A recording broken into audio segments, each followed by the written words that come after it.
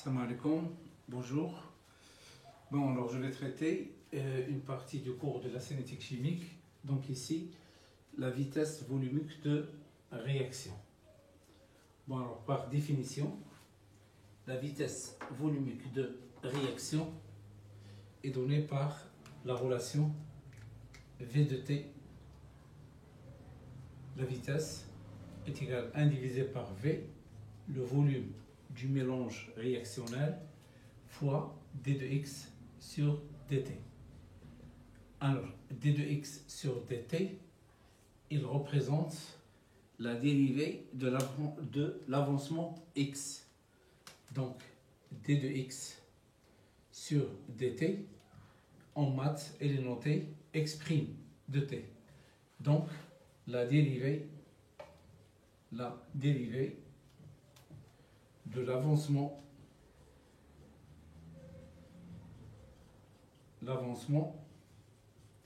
de la réaction chimique. Alors, maintenant, le V. Le V, il représente le volume du mélange réactionnel. Si nous avons un mélange réactionnel en solution aqueuse, donc le V, il est noté Vs. Si nous avons un mélange réactionnel à l'état gazeux, donc V, il représente les volumes des gaz. Donc, V, le volume alors, du mélange réactionnel. Mélange réactionnel.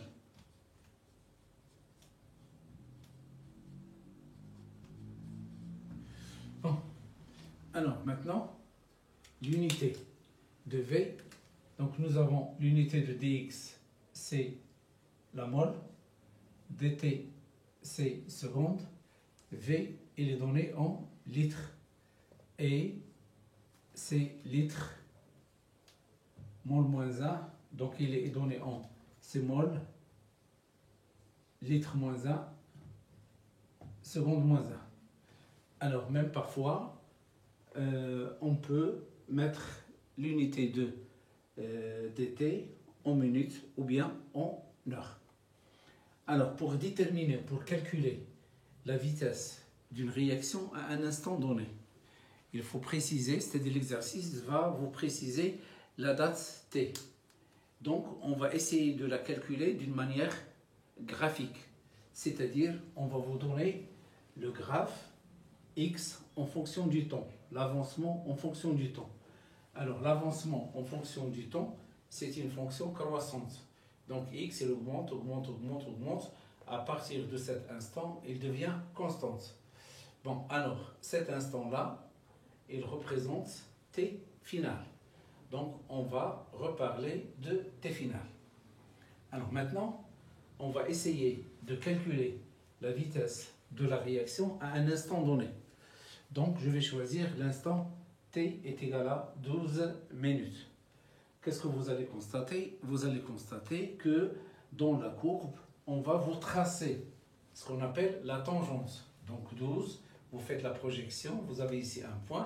Donc vous avez cette droite, delta 1, il représente la tangente à la courbe à un instant demandé, c'est-à-dire un instant t est égal à 12 minutes.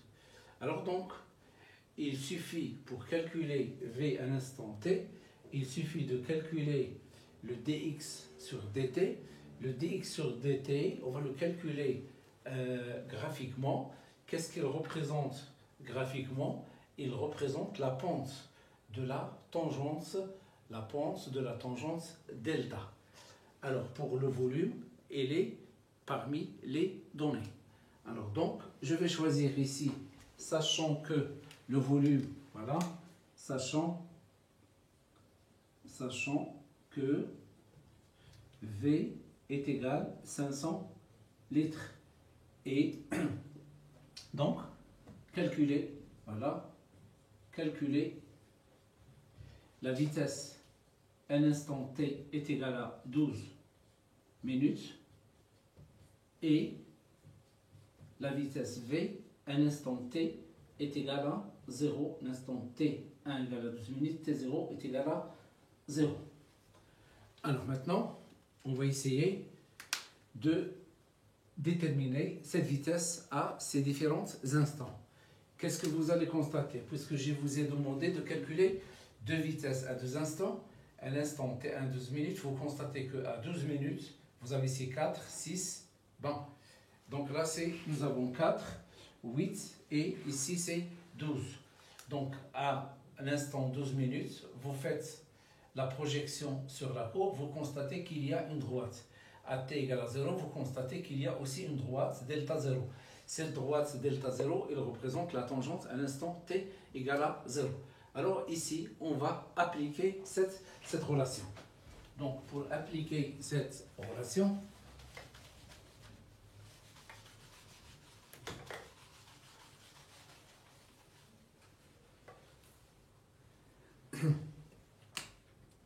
donc ici, nous avons V à l'instant T1 est égal à 12 minutes. 12 minutes. Donc, il est égal à 1 sur V fois d de x sur dt à l'instant T1.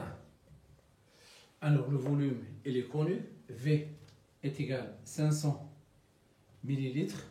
C'est 500 10 à la puissance moins 3 litres. C'est-à-dire, c'est 0,5 litres. Alors maintenant, je calcule la pente.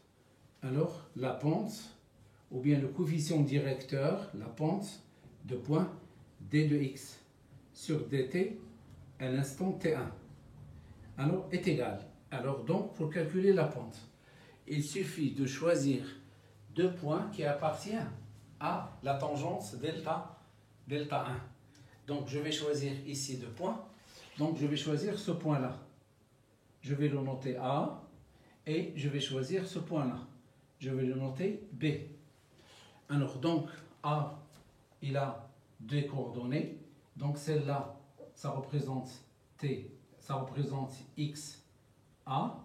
Et celle-là, ça représente T, TA. Donc, maintenant, pour le point B, nous avons ici, ça, c'est XB. Et ici, c'est TTB. Donc, j'applique XB moins XA divisé par TB moins TA. Alors, je cherche les valeurs. XA, nous avons 2, 4, 6. Donc, XA est égal, voilà, je remplace. XA, c'est 6. 10 à la puissance moins 2. 10 à la puissance moins 2. Alors, le TA, nous avons ici 4, donc 8, 12, donc ça c'est 4.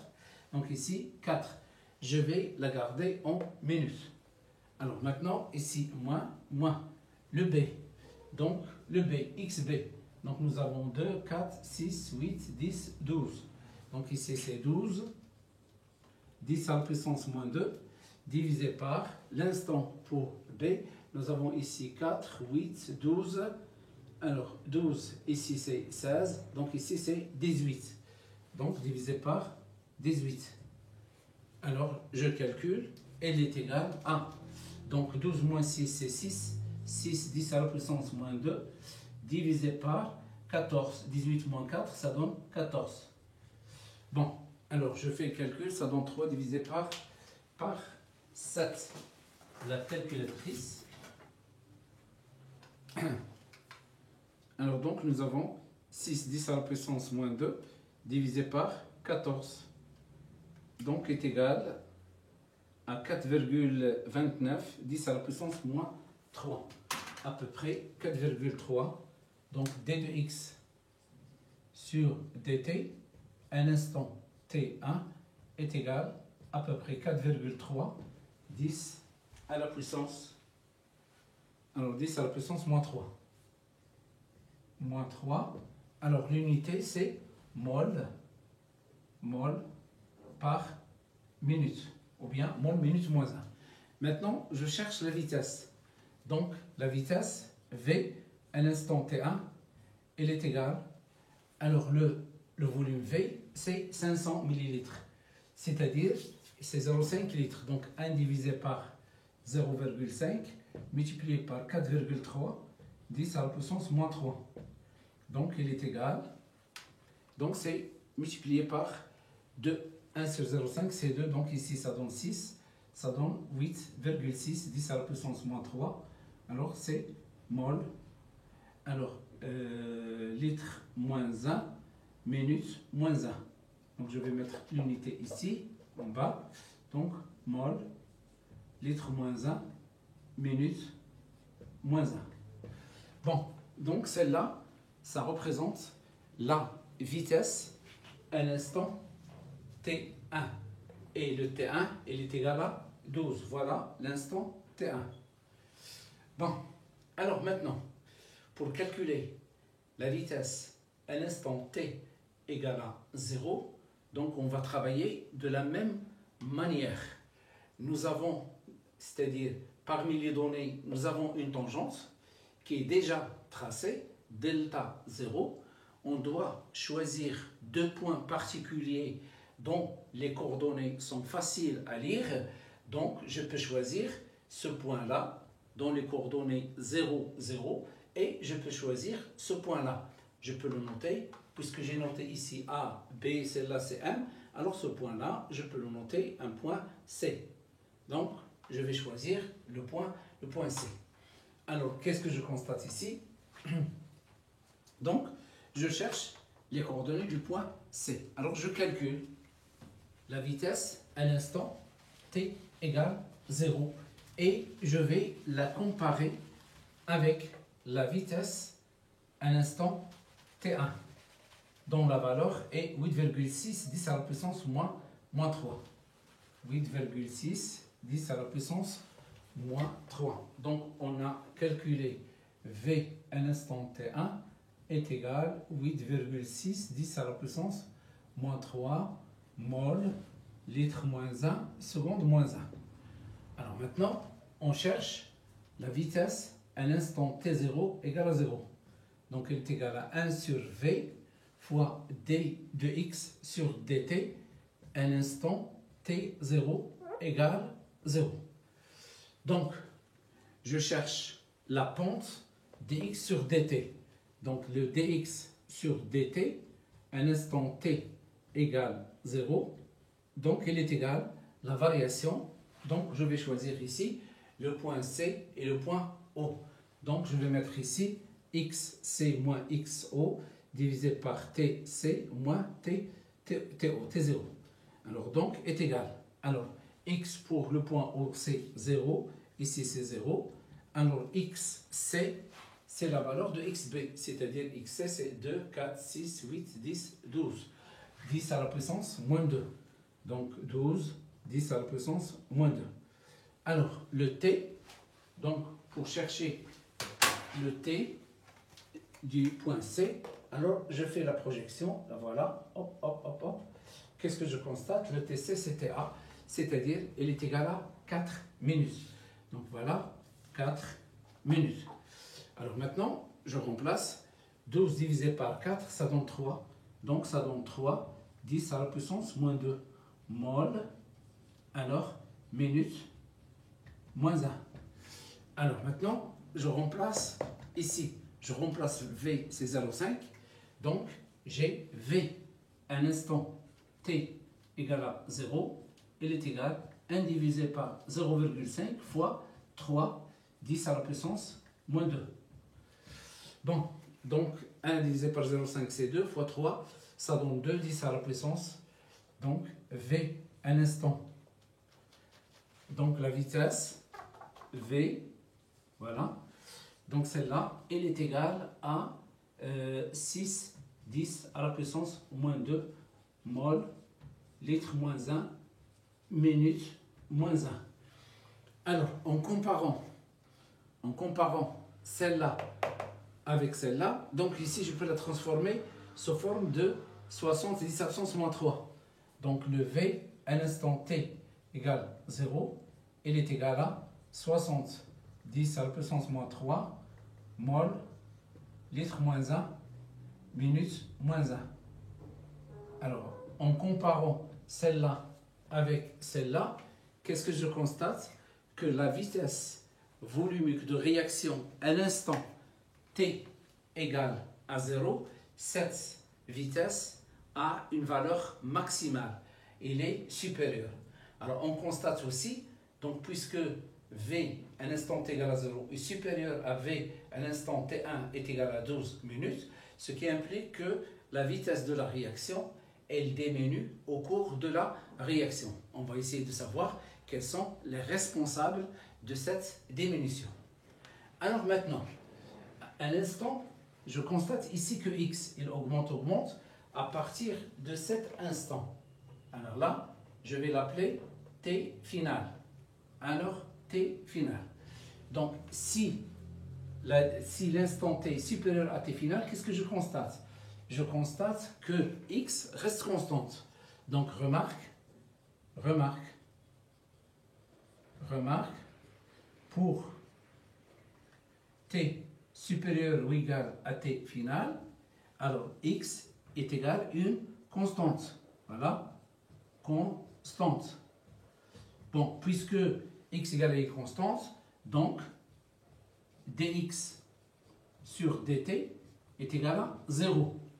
Je remplace dans la relation dx sur dt, qu'est-ce que je déduis? V à l'instant t est égal à 1 sur v d de x sur dt, donc automatiquement il est égal à 0. Alors donc, je peux déduire que pour ces différents instants ici, nous avons la vitesse à l'instant t pour t supérieur ou égal à tf, alors il est égal à 0. Pourquoi? Parce que ici, nous avons x, il est égal à une constante. X est égal à une constante. Donc, remarque, nous avons dit que la vitesse à l'instant t égale à 0 prend à 99%, il prend la valeur maximale. Il y a un seul cas, c'est-à-dire une seule réaction où disons la vitesse à l'instant t égale à 0, il n'est pas maximal. Donc, ce cas, on ne va pas le rencontrer maintenant. Bon, donc, au cours d'une réaction, x augmente, d'accord, et après il se stabilise. Donc, au cours de l'augmentation de x, en même temps, la vitesse, elle diminue. Alors, elle diminue à cause de quoi? À cause de la diminution des quantités de matière des réactifs, c'est-à-dire la diminution des concentrations, puisque les quantités de matière sont liées aux concentrations. Il est dû à la diminution des concentrations des réactifs. Donc, on va essayer de savoir quels sont les facteurs qui influent sur la vitesse de la réaction. Alors, donc, les facteurs, maintenant, on va essayer de parler des facteurs qui ont une influence sur la vitesse de la réaction.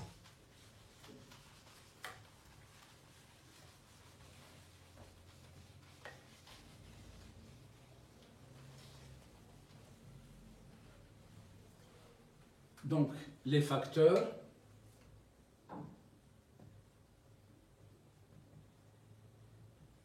qui ont une influence sur la vitesse, bien sûr, volumique. Volumique 100. Alors, ces facteurs, premièrement, la température. En augmentant la température, on augmente la vitesse. En diminuant la température, alors on diminue la vitesse de la réaction. Donc, la température.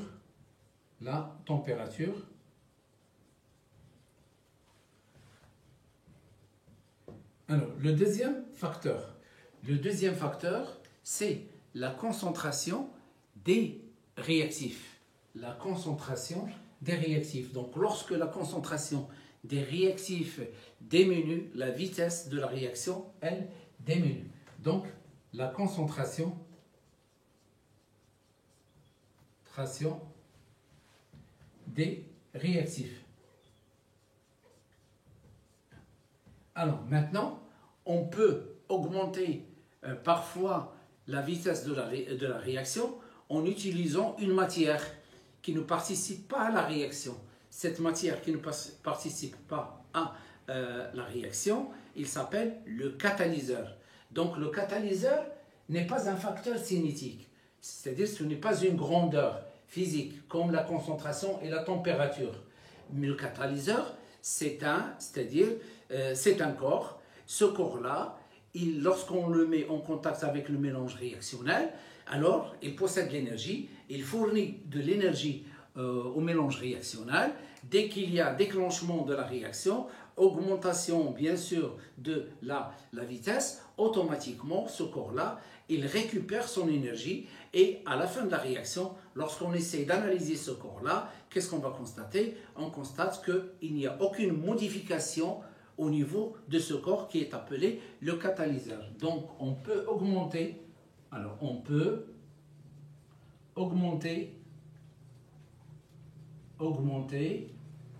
la vitesse volumique, alors en utilisant ou bien en ajoutant un catalyseur. Donc un catalyseur, c'est un corps qui permet d'augmenter la vitesse sans participer à cette réaction. Alors là, une remarque, chaque réaction, elle possède un catalyseur spécifique. Chaque réaction possède un catalyseur spécifique. Alors maintenant, cette année, on ne va pas s'intéresser à différents catalyseurs, donc parce qu'il y a un chapitre spécialement réservé aux catalyseurs et ce chapitre-là nous permet de savoir quels sont les différents catalyseurs utilisés pour les différentes réactions chimiques. Bon, alors maintenant, dans la prochaine vidéo, donc je vais essayer de quoi?